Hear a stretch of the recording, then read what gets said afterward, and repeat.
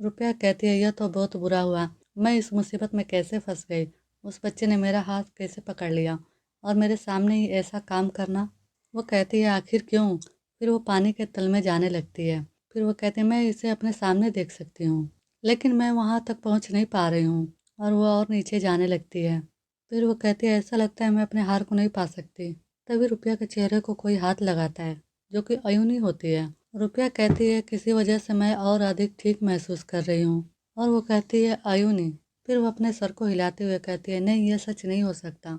उधर अयूनी रुपया से कह रही होती है तुम्हें और आगे नहीं जाना चाहिए। वो उसे रोक रही होती है और रुपया का हाथ पकड़ते हुए कहती है क्या आप सिर्फ एक हार के लिए अपनी जान जोखिम में डालने जा रही हैं? आपके जीवन से अधिक मूल्यवान कुछ भी नहीं है। चलो वापस चले। रुपया अपना सिर हिलाती है, कहती है नहीं। अयूनी रुपया से कहती है तुम ऐसा क्यों करोगी? रुपया अयूनी को गुस्से से देखती है। वो कहती है क्या इसे शैतान का बहकावा कहते हैं? ये शैतान मुझे बहकाने की कोशिश कर रहा है, वो भी अयूनी के रूप में। मुझे यकीन नहीं हो रहा है कि यहाँ क्या हो रहा है, लेकिन मैं हार नहीं मानूंगी।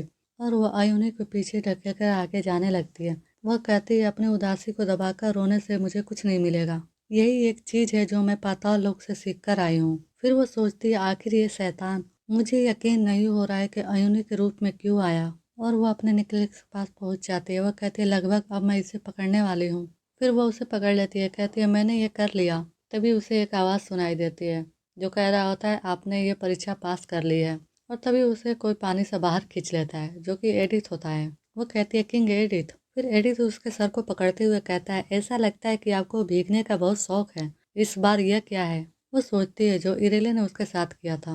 वो उसे बता नहीं पाती। फिर वो कहती है निकलेस, मैंने इसे झील में गिरा दिया, इसलिए मैं यहाँ आई। फिर वो अपने हाथ में देखती है। वो चिल्लाने लगती है, कहती है निकलेस, निकलेस कहाँ है? वो फिर से गिर गया। बिल्कुल नहीं, मैं कसम खाती हूँ कि वो मेरे पास ही था। एडिथ कहता है निकलेस, निकलेस से आपका मतलब है? वह हाथों से इशारा करके बताता है क्या हुआ है? रुपया कहती है हूँ। फिर वो सामने देखती है जो कि एक पैंथर पानी पर बैठा रहता है। वो चौंक जाती है, कहती है यह है पैंथर एक पानी पर बैठा है। एडिथ कहता है जरा सोचिए, मैं भी पानी पर खड़ा हूँ। क्या आपने अभी यह ध्यान दिया? फिर रुपया उस पैंथर के पास जाती है, उसका नेकलेस वापस कर देता है। एडिथ कहता है ऐसा लगता है कि जैसे उसने आपको अपना लॉर्ड मान लिया हो। कांग्रेचुलेसन। रुपया कहती है क्या यह पैंथर है? एडिथ कहता है नहीं, यह सैजून है, एक जल आत्मा। रुपया को सोच के हंस रही होती है। उसे लगता है जैसे वो परी की तरह कोई आत्मा मिलेगी उसको। एडिथ कहता है इसमें गलत क्या है? रुपया हंसते हुए कहती है बात बस इतनी है कि यह मेरी कल्पना से अलग है। फिर वो पैंथर के सर को सहलाते हुए कहती है फिर भी आपका शुक्रिया, आपसे मिलकर अच्छा लगा। फिर एडिथ कहता है मुझे यकीन है कि आपको वो मिल गया जिसकी आपको तलाश थी। चलो अब वापस चलते हैं। दूसरे सीन में हम देखते हैं कि अयूनी खांस रही होती है। उसे रोहना कह रहा होता है कि क्या आप ठीक हैं? वो अयूनी से कह रहा होता है आपने अपने आप पर बहुत अधिक दबाव डाला है। आपको सच में एक इंसानी लड़की के बारे में इतना चिंतित होने की आवश्यकता नहीं है। अयूनी उसे डांटते हुए कहती है चुप रहो। रोहना उसे देख रहा होता है और सोचता है अयूनी को क्लियोरा का आशीर्वाद नहीं मिला है। अगर वह पाताल लोक के जहरीले तत्वों के संपर्क में आती रही तो वह जरूर एक दिन मर जाएगी। तभी अयूनी पीछे मुड़ती है तो वो कहता है ऐसा लगता है कि वह अब आखिरी स्टेज तक पहुंची गई है। बस इतना ही काफ़ी है यूरोकेन, अब आपको वापस लौटना होगा। तभी अयूनी खुश होकर बैठ जाती है। वह कहती है स्वर्ग में वापसी? ऐसी मजाकिया बात सुझाने की आपकी हिम्मत कैसे हुई? आप अच्छी तरह जानते हैं कि वहाँ पर अर्धनस्ल होने के कारण मेरे साथ कैसी बदसलूकी की गई, ठीक वैसे ही जैसे मनुष्यों के साथ किया जाता है। और तुम मुझे वापस जाने को कह रहे हैं कि हिम्मत कर रहे हो? रोहना कहता है यूरोकेल। फिर अयूनी कहती है मेरे पास वापस जाने के लिए कोई जगह नहीं है। रोहना उसे झपटते हुए गिराते हुए कहता है प्लीज शांत हो जाए यूरोकेल। अयूनी उसे चिल्लाते हुए कहती है मुझे छोड़ दो। रोहना उसे हंसते हुए कहता है हम लगता है अब तुम्हारे पास मुझे झटकने की ताकत नहीं है। मुझे ये काफी पसंद है। अयूनी कहती है चुप रहो और मुझसे दूर हो जाओ। फिर रोहना अयूनी से कहता है शायद अब मैं आपको दिखा सकता हूँ कि मैं कैसा महसूस करता हूँ। अयूनी कहती है वरना मैं मर जाऊंगी, मेरे ऊपर से हटो। रोहना कहता है मैं बस मजाक कर रहा था, मुझे माफ कर दीजिए। फिर रोहना कहता है लेकिन मैंने जो पहले कहा था वो मजाक में नहीं था। आपका शरीर इस जगह पर नहीं टिकेगा। आपको कुछ समय के लिए पाताल लोक छोड़ देना चाहिए और इससे पहले कि तभी अयूनी बीच में बोल पड़ती है। वह कहती है क्या होगा अगर इसी बीच उसे कुछ हो गया तो? और वो रोने लगती है। रोहना परेशान दिख रहा होता है। अयूनी रोते हुए कहती है लेडी रुपया मेरी रोशनी है, वो मेरी एकमात्र रोशनी है, हालांकि उसे शायद याद न हो। मैं अपनी जिंदगी उसे सौंपना चाहती हूँ। फिर सीन शिफ्ट होता है, हम देखते हैं एल्क एडिथ से कह रहा होता है, मजेस्टी आपके अचानक गुम हो जाने की वजह से हम परेशान हो गए थे। तभी एडिथ उसे मुड़कर देखता है।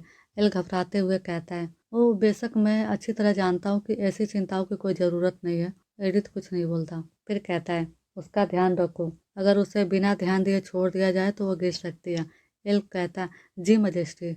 फिर वो रुपया की तरफ देखता है और सोचता है, जैसा कि मैंने मजिस्ट्री से उम्मीद की थी। रुपया कहीं जा रही होती है, तभी उसे डेनियला मिल जाती है। रुपया डेनियला से कहती है, क्या आपके पास मुझे कहने के लिए कुछ है? डेनियला कहती है, एक्सक्यूज मी। डेनियला रुपया का मजाक उड़ाते हुए कहती है, आप उस पानी में डूबती हुई एक चुहिया की तरह लग रही थी। आप इस समय उसमें क्या कर रही थी? फिर रुपया अपना वो नेकलेस डेनियला को दिखाती है। डेनियला चौंक जाती है। वो कहती है, इसे कैसे पा लिया तुमने? रुपया डेनियला से कहती है, क्या आप यह देखकर हैरान हैं? डेनियला कहती है, बिल्कुल नहीं। रुपया उसे चिल्लाते हुए कहती है, क्या आप मुझे बेवकूफ बना रही है? डेनियला कहती है, तुम किस बारे में बात कर रही हो? मुझे यकीन है कि आपके पास इस नेकलेस जैसे बहुत सारे हैं। रुपया चौंक जाती है और उसे गुस्सा आ जाता है। फिर वो डेनियला को एक थप्पड़ लगाती है। डेनियला कहती है, आउच, इसका क्या मतलब है? तूने मुझे क्यों मारा? रुपया उसे कहती है, मैं किसी और चीज को नजरअंदाज कर देती, लेकिन आपको इस हार के साथ खिलवाड़ नहीं करना चाहिए था। आप ऐसा कैसे कह सकती है जब हम और आप दोनों एक ही नाव में हैं? रुपया का कहने का मतलब होता है कि हम और तुम दोनों एक ही तरह डीमनों के साथ पिस रहे हैं। डेनियला चिल्लाते हुए कहती है, मेरे और तुम्हारे हालात एक जैसे नहीं हो सकते, ये दोनों अलग है।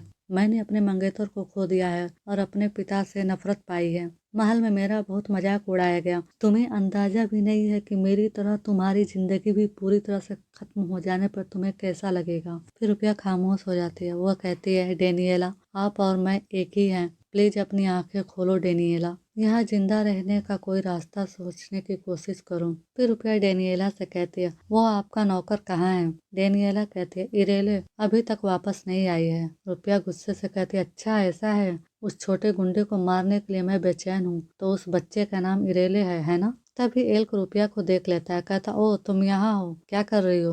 रुपया कहती है, लॉर्ड एल्क। एल्क कहता है, मैं एक पल के लिए अपनी नजरें आपसे हटाता हूँ और आप पहले से इधर उधर भटक रही होती है। इधर आओ, मैं तुम्हारे लिए थोड़ा पानी गर्म कर देता हूँ। फिर एल्क डेनियला को देखता है। डेनियला खामोश रहती है। फिर वो रुपया का हाथ पकड़कर उसे ले जाने लगता है। कहता है, अब आओ इधर चलो। डेनियला ये देखती है और कहती है, आप कहती है हम एक जैसे हैं, आप गलत है रुपया, आप तो कुछ और ही हैं। फिर हम देखते हैं सब घर जाने के लिए तैयार हो रहे थे। एल्क एडिथ से कह रहा होता है, फिर मैं टूर्नामेंट में आपसे मिलूंगा। एडिथ कहता है, सच में? रुपया सेकरा के पीछे छुप रही होती है।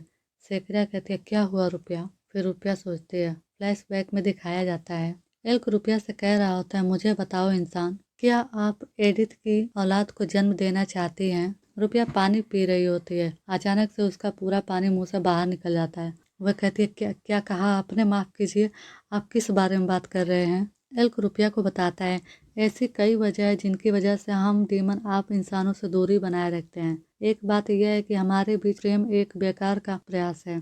रुपया कहती है, बेकार? आपका मतलब हमारी जीवन अवधि की वजह से है ना? क्योंकि डीमन हम इंसानों से कई अधिक सालों तक जीवित रहते हैं। एल्क गुस्से से कहता है, थोड़ा सही है ये, लेकिन बड़ी वजह यह है कि अधिकांश इंसान मैं तुम्हें कैसे बताऊं, हम अपने आप को संभाल नहीं सकते। रुपया कहती है, अपने मन को संभालो। एल्क कहता है, क्या मुझे करना पड़ेगा? बेचारा एल्क रुपया को बता नहीं पाता। वो कहता है, मैं जो कहना चाह रहा हूँ वह यह है। रुपया समझ जाती है। वो कहती है, हाँ हाँ मैं समझ गई। रुपया उसे कहती है, अपने आप को तैयार रखो, बस यही। फिर फ्लैशबैक से वापस हम देखते हैं कि रुपया को बस और मार रही होती है। ये सब सुनने के बाद उसे बार बार यही याद आ रहा होता है। वह कहती है, ऐसा कुछ सुनने के बाद मैं उसे देख भी नहीं सकती। वो एडिथ की तरफ नहीं देखती। एडिथ वहाँ खड़ा होता है। वह कहती है, ठीक है, यह बहुत बढ़िया है, लेकिन मैं तुम्हारा चेहरा नहीं देखूंगी, मुझे माफ़ करें। और उसे धक्का देकर वहाँ से हटाती है। फिर एरोडे एल्क कहता है, जल्द ही मिलते हैं एल्क, किसी को भी अपनी जगह मत लेने देना। एल्क उसे बाय करते हुए कहता है, बहुत हो गया तुम्हारा झगड़ा, मैं बरसों से इस जगह पर हूँ, बस यहाँ से चले जाओ। और एल्क चुपचाप खड़े होकर वहाँ देखता है। एरोडेस, सेकिरा और एलिना और यूरिडेन सब एक साथ वहाँ से गायब हो जाते हैं। एल्क यह देख के सोच रहा होता है, कहता है हालांकि पहले तो मुझे समझ नहीं आ रहा था कि मुझे जो इंसान दिया गया है उसके साथ क्या करूं। मुझे लगता है कि मैं उसे अनदेखा नहीं कर सकता, खासकर जब खुद मजेस्टी उसमें इतने डूबे हुए हैं। शायद उसके साथ जिंदगी बितानी चाहिए। शायद मैं आज रात उसके भोजन के साथ शुरुआत कर सकता हूँ। तभी कोई पीछे से उसे चाकू मार देता है। वो मुड़ के कहता है, तुम छोटे, तुम यहाँ कैसे आए? वो सामने देखता है, वो इरेले होती है। इरेले कहती है, यह महल जरूर बहुत मजबूत था, लेकिन इसमें सिर्फ आग और कठपुतलियां थी। लेकिन इंसानों ने कुछ खामियां निकाल दी। वह डेनियला की बात कर रहा था, जिसकी वजह से वो यहाँ पर पहुंचा था। एल्क उसे गुस्से से देख रहा होता है। रिले उससे कहते हैं कि चिंता मत करो, मैं महल का और डेनियला का बहुत अच्छे से ध्यान रखूंगा। आपकी मौत शांति से हो। और वह एल्क को मार देता है। फिर सीन शिफ्ट होता है। हम दूसरे सीन में देखते हैं रुपया खुश होकर चिल्लाते हुए कहते हैं, मैं वापस आ गई हूँ। मेलिना उससे कहती है, आपका स्वागत है माय लेडी, आप अच्छे मूड में लग रही हैं। रुपया कहती है, क्या मैं? फिर वो सोचती है, खैर जब मैं वहाँ थी तो बहुत कुछ हुआ, मेरे पास आराम करने का समय ही नहीं था। अब मुझे ऐसा लग रहा है कि मैं आखिरकार घर आ गई हूँ। मेलिना कहती है, बहुत कुछ हुआ है ना लेडी रुपया, इसके लिए आपको मुझे माफ कर दे। और वो रुपया के सर को हाथ लगाती है। वो कहती है, मुझे पता था तुम्हें बुखार है, इसमें कोई शक नहीं है कि आप इतनी अजीब हरकतें कर रही हैं। रुपया कहती है, हूँ तुम्हारा क्या मतलब है मेयर? इतना शब्द बोलते ही वो धड़ से गिर जाती है। मेरलिना उसे चिल्लाती है, लेडी रुपया। फिर हम देखते हैं रोइडविन कह रहा होता है, ऐसा लग रहा है कि हमारे महाराज आज का अपना पूरा कार्यक्रम रद्द कर रहे हैं। एरोडे कहता है, सच में? लेकिन हमने उसे कितना भी परेशान किया, उसने कभी छुट्टी नहीं ली। ऐसा कैसे? यूरिडेन पन्ने देख रहा होता है। वो कहता है, आप यह किसे समझा रहे हो एरोडेई? फिर ओइडविन कहता है, उसकी बीबी बीमार हो गई इसलिए उसने छुट्टी ली। यूरिडेन कहता है, ओह अच्छा, इसलिए यह उसके बारे में परेशान है। एरोडेई कहता है, क्या? बिल्कुल नहीं। एरोडेई हंसते हुए रोइडविन से कहता है, फिर मुझे लगता है कि सारे निशान वहाँ मौजूद थे। आखिरकार वो अपने खून से बच नहीं सका है ना? रोइडविन कहता है, और इसके साथ ही हमारी डेली की बैठक रद्द कर दी गई है। क्या आप कुछ पीना चाहेंगे? एरोडेई कहता है, हम नहीं शुक्रिया। रोइडविन कहता, ओह आओ भैया, हमारा मौका है मजा करने का। फिर एरोडेई हंसते हुए कहता है, मैं मजेस्टी के उदाहरण का पालन करूंगा और अपने खाली समय में यूं नोहू से मिलना चाहूंगा। रोइडविन कहता है, आप सभी प्यार में अंधे हो गए हैं। यूरिडेन कहता है, आप मूर्ख हैं। रोडविन एरोडेई कहता है, प्यार आप ही है जो मुझे बेवकूफ लगते हैं। सब रोडविन को चिढ़ा रहे होते हैं। फिर सीन शिफ्ट होता है। हम देखते हैं एडिथ रुपया को देख रहा होता है और रुपया बेसुध सोई होती हुई वो उसके चेहरे को हाथ लगा के कहता है, वह जल रही है। रुपया को बहुत तेज बुखार रहता है। एडिथ उसे जगा रहा होता है। वो कहता है, आप जाग जाओ। फिर एडिथ को वह याद आता है जब वो रुपया को किस कर रहा होता है। वह कहता है, उसने मुझे मना नहीं किया, मैं जानता हूँ इसका क्या मतलब है। वो रुपया को कहता है, रुपया। फिर वो रुपया को किस करने के लिए आगे बढ़ता है। तभी एक रोशनी होती है जो कि रुपया के नेकलेस से निकल रही होती है। फिर दूसरे सीन में हम देखते हैं सेकिरा कुछ कढ़ाई कर रही होती है। एरोडेई चुपचाप किताब लेके बैठा होता है। सेकिरा कहती हूँ। फिर एरोडेई उसकी तरफ देखता है। सेकिरा एरोडेई से पूछती है, कुछ गड़बड़ है क्या? एरोडेई कहता है, क्यों? सेकिरा कहती है, ओ कोई बात नहीं, बात बस इतनी है कि आप थोड़े उदास लग रहे हैं। एरोडेई सेकिरा से कहता है, मैं मानता हूँ कि आप पहले इंसान हैं जिन्होंने मुझे ऐसा कुछ बताया। सेकिरा कहती है, ओह मुझे माफ करे। एरोडेई कहते हैं, नहीं यह ठीक है, परेशान मत हो। सच बताऊं तो वो एल्क के बारे में बताने ही वाला था कि उसे किसी ने मार दिया है। फिर वो चुप हो जाता है। वो सिर्फ इतना कहता है, मेरे एक पुराने परिचित की हाल ही में मौत हो गई है, उसकी हत्या किसी अन्य जाति द्वारा की गई थी। इस तरह की बात यहाँ हमेशा होती रहती है। मैं भी इस भाग्य से अलग नहीं हूँ, इसलिए मैंने कभी इस बारे में ज्यादा नहीं सोचा कि मेरी मौत कैसे होगी। लेकिन जब मैंने सुना कि उसकी मौत कैसे हुई, मैंने खुद को यह सोचते हुए पाया कि शायद अभी यहाँ से जाना जल्दबाजी होगी। वो सेकरा की तरफ देखते हुए कहता है, शायद ये आपकी वजह से है। सेकरा कहते हैं, मैं? वो एरोडेई को वो कढ़ाई वाली फूल दिखाती है। एरोडेई खुश होते हुए कहता है, मैं भी बहुत खुश था इसे देखने के लिए। सेकरा खुश होते हुए कहती है, तो फिर क्यों ना मैं आपकी पसंद के डिजाइन के साथ एक बनाने की कोशिश करूं। एरोडे कहता, ओह सच में मुझे कुछ चाहिए? सेकरा कहती है, हाँ बिल्कुल, जब तक मुझे पता है कि यह कैसा दिखता है। फिर सीन शिफ्ट होता है। हम देखते हैं कि एडिथ एक जगह गिरा हुआ होता है। वो कहता है, मेरे साथ क्या हुआ? वो बिल्कुल छोटे बच्चे की तरह दिख रहा था। वो कहता है, मैं कहाँ हूँ? रुपया कहाँ है? तभी उसे पीछे से कोई कहता है, मैंने कभी नहीं सोचा था कि वो गर्भवती हो सकती है। बिल्कुल। फिर वो एडिथ को देखते हुए कहता है, आप मेरे जैसे ही है, इसमें कोई शक नहीं है। हालांकि यह मुझे बिल्कुल भी खुश नहीं लग रहा। आओ मेरे बेटे। एडिथ सोचता है, वह हार जो मुझे अतीत दिखा रहा है। फिर एडिथ से उसका पिता कहता है, अब जब आप इस दुनिया में पैदा हो गए हैं तो आपको कुछ करना ही होगा। फिर वो एडिथ को पकड़ के अपनी तरफ खींचता है और कहता है, मुझे मारना तुम्हारा मिशन है, आप क्या सोच रहे हैं। फिर वो एडिथ को धक्का देकर गिरा देता है और कहता है, लेकिन जब तक आप कोशिश करते रहेंगे मैं चुपचाप खड़ा नहीं रह सकता। इसलिए अब जब तुम जवान हो जाओगे तो मैं तुम्हें मारने के लिए नहीं हिचकिचाऊंगा। फिर एडिथ सोचता है, मुझे अभी भी यह बात अच्छी तरह याद है। फिर एडिथ का पिता कहता है, अगर तुम जिंदा रहना चाहते हो तो तुम्हें मुझे पहले मारना होगा।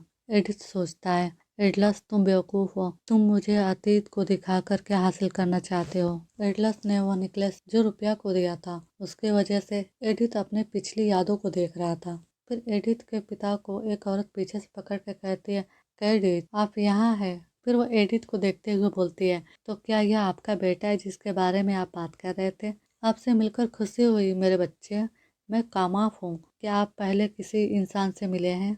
एडिथ सोचता है, कामाफ कुछ भी हो लेकिन वो साधारण नहीं थी। एक आम इंसान होते हुए भी वो बिना किसी परिणाम को भुगते एक ही बार में पाताल लोक के शीर्ष 3 डीमन को बुलाने में कामयाब रही। उसकी प्रभावशाली जादुई से प्रभावित होकर डीमन राजा कैडिस उसके साथ व्यक्तिगत रूप से एक कॉन्ट्रैक्ट पर हस्ताक्षर करने के लिए इंसानी दुनिया में आए और इस तरह से कामाफ को पाताल लोक में एक अच्छा स्थान मिला। उसने डेमन राजा के बच्चे को जन्म देने पर भी जोर दिया, जो एक डेमन महिला के लिए भी मरने का प्रयास था। फिर भी वो कभी भी कमजोर नहीं हुई, बच्चे के जन्म के बाद भी। फिर दूसरे सीन में हम देखते हैं, केडिथ कहता है, यहाँ आओ कामाफ। केडिथ कामाफ से कहता है, तुम इतने बेजान क्यों लग रही हो, कुछ गड़बड़ है क्या। कामाफ कहती है, मैंने आपके और एडिथ के बारे में सुना है। वो केडिथ को पकड़ के कहती है, तुमने मुझे इसके बारे में पहले क्यों नहीं बताया, मैं तुम्हें खोना नहीं चाहती। केडिथ कहता है, कामाफ। कामाफ कहती है, केडिथ मैं तुमसे प्यार करती हूँ, प्लीज मत मरो। केडिथ कामाफ से कहता है,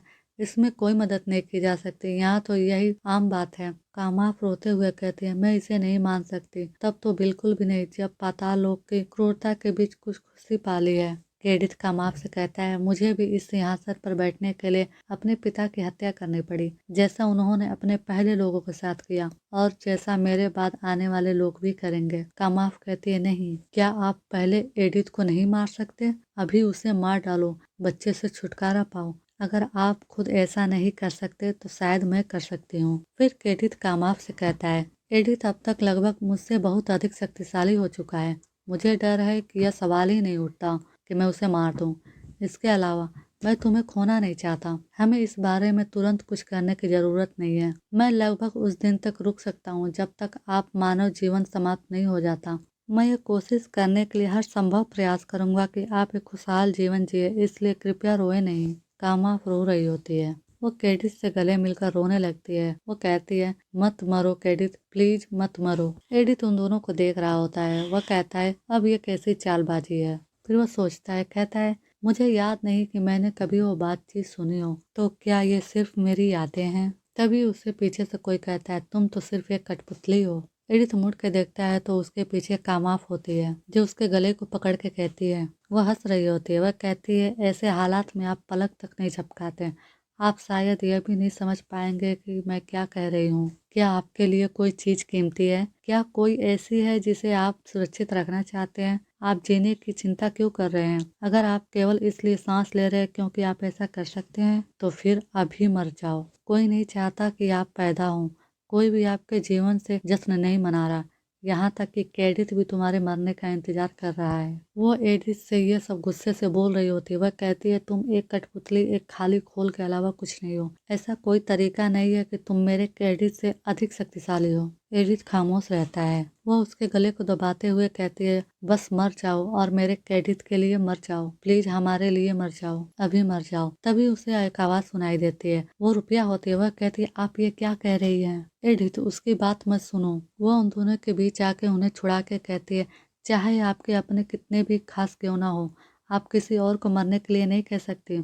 किसी को भी ये अधिकार नहीं है। रुपया एडिथ से कहती है, रुको, क्या तुम मुझे देख सकते हो? एडिथ कहता है, हाँ मैं तुम्हें देख रहा हूँ। और वो रुपया के गाल पे हाथ रखता है। फिर वो दोनों वहाँ से गायब हो जाते हैं और एक पेड़ के पास आ जाते हैं। रुपया बहुत खुश होती है। रुपया कहती है, मैं तुम्हें बुलाने ही वाली थी, ऐसा लगता है कि तुम मुझे देख नहीं पाए। वो ऐसा लगता है कि आप अपने फिर से असली रूप में आ गए हैं। एडिथ कहता है, एडिथ। रुपया कहती है, क्या? एडिथ कहता है, आपने पहले मुझे यही बुलाया था, है ना? इसे मत बदलो। रुपया एडिथ से कहती है, ऐसा इसलिए है क्योंकि आप एक छोटे बच्चे की तरह लग रहे थे, इसलिए मैंने एडिथ कहा। एडिथ रुपया से कहता है, क्या आप यह सब बहुत समय से देख रही थी? रुपया कहती है, हाँ, लेकिन मेरा ऐसा मतलब नहीं था, मेरे आसपास सब कुछ बदल रहा था। फिर वो एडिथ से चिल्ला कर कहती है, खैर आपने उसे ये बातें क्यों कहने दी? आप हमेशा मुझ पर पलटवार करने के लिए तैयार रहते हैं, तो फिर तुमने उससे कुछ क्यों नहीं कहा? एडिथ कहता है, आप नाराज हो गए क्या? रुपया कहती है, हाँ बेशक मैं गुस्से में हूँ। आप चुपचाप खड़े होकर ये बेइज्जती कैसे सुन सकते थे? रुपया एडिथ से कह रही होती है, आप चाहे किसी भी परेशानी में क्यों ना हो, आप एक बच्चे से कैसे कह सकती हैं कि वह एक कठपुतली है और उसका अपना पिता उसे मरवाना चाहता है? कुछ बातें ऐसे होती है जो आप बिल्कुल नहीं कहते, उसमें जरा भी जमीर नहीं है। एडिथ रुपया को देखकर सोच रहा होता है, क्या वो गुस्सा हो रही है मेरे लिए? फिर एडिथ को कामाफ की कही बातें याद आती है जो उसने सपने में उससे कही थी। उसने कहा था, क्या आपके लिए कोई चीज कीमती है? क्या कोई ऐसा है जिसे आप सुरक्षित रखना चाहते हैं? यह उसे याद आते ही एडिथ मुस्कुराने लगता है। वो कहता है, हाँ। और रुपया की तरफ इशारा करता है।